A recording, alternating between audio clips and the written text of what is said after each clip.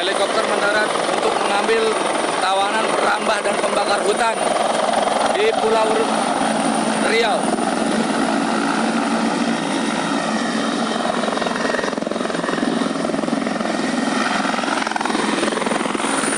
Persiapan pelaku untuk dinaikkan ke helikopter, dibawa untuk tahap penyidikan selanjutnya.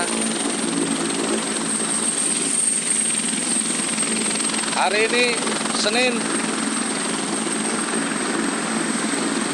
16 September 2019 pukul 14.10 waktu Indonesia Barat di Pekanbaru Riau,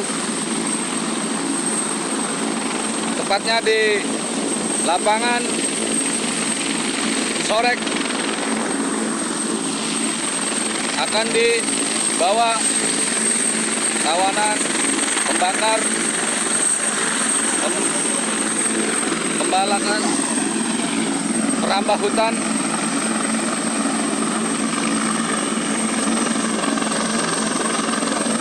yang merusak hutan Riau.